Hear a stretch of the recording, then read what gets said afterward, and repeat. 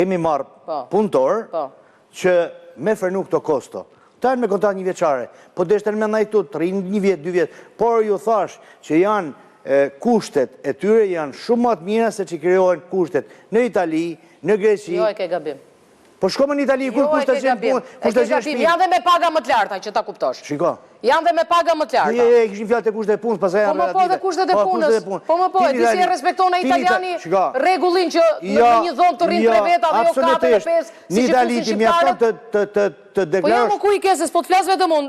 Si janë kushtet në Itali, lutem, okej, unë dhash mendimin tim. Diferencon nga shtetin shtetet dhe pa në Itali mjafton të deklarosh vendin ku flen vëlla. Kontrollet janë më të drejta, se nëse flasim këtu për kushtet e punonjësve tuaj, duhet marrim parasysh që këtu s'respektohen kushtet e punonjësve shqiptar. Ato doja të thoja unë, aty shmeraku. Ne po kërkojmë një luftë këtu, po morëm rastin e Slovenisë, po trajtojmë rastin e kapanonave, shtëpive apo po krahasojmë Italinë që jemi larg. Ne kemi akoma persona që vetëm 10 sekonda. Ai Slovenia kur e thret shqiptarin e Kosovës, nuk e thret për 1 vit.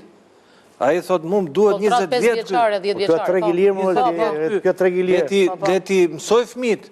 Le ti bëj dhe kurse shqip, s'ka gjë, po do jetë në shkollë slovene. Po jo më Flor se kështu të harxhoni më shumë. Ju mendoni se kurseni, kështu harxhoni. Jo, nuk jam unë, kam bën shteti, shteti ndihmon. Ju lutem, a keni pa duke ndërtuar autostradën në Itali, në Gjermani? Kush i ndërton? Ja, keni pa të ndërtu. Po. Keni pa që janë ca kontenierë atje? Po. Jetojmë nga 6 muaj, njerëz janë ato. Janë Gjerman, janë Italian. Kështu po për shtypit është ti, pse tjetri pas ka nda, ka panoni me gips, i ka ba kuzhinën, i ka ba banjët, i ka ba... Flasim se nuk respektohen, se rrin nga 5 veta një dhomë, kur duhet rrin 3 veta. Po në kontenjer sa veta rrin? Si, ku t'ju, i ka një banjët për bashkët, në bajë rafke banjët. Po në traget, thashe, ke pasë si jetojnë. Po në burg sa jetojnë. Nela ti po flet për këto punojse, po më duket sikur po flet për pjesën e jugut të Shqipërisë, Ndërmije, Njale, Njimar. Po aty është katastrofe dhe shqiptarët që shkojnë atje s'kan asyj për t'u larë, domethënë. Këtu s'ka që s'ka. Përveç u idetit. Pas ka një namori shpirtin i herë 6 muaj s'pas ka. Për çdo institucion që është i groposur, është i korruptuar, është i degraduar. Kishte këtu inspektoriat pune? Do ishim lule, do ishim Itali e Greqi. Tani kur do ta kuptojnë këta sipërmarrësit se si merret një punonjës, si trajtohet dhe si fitohet më shumë? Është kërkesë ofertë për mua. Pra unë shikoj edhe në favorin e Florit. Ju unë e kam marrë me frenu kosto. Ai ofron diçka. Një person pranon, vjen, e merr pagën, i shikon kushtet, lidh marrëveshjet, qëndron.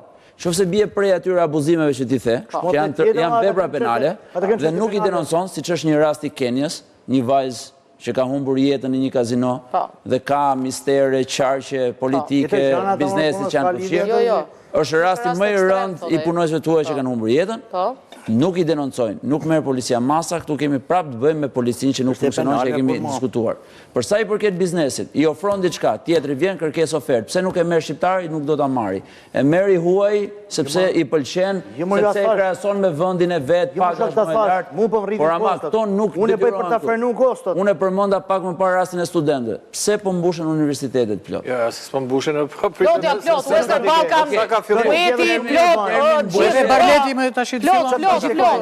Ka kërkesë. Pra zyrat e ndërkombëtarizimit në çdo universitet po bëjnë punë që të marrin. Po se s'ka, kanë ikur maturantët shqiptar, më çfarë do bëjnë ta? Me çfarë do e mbushin?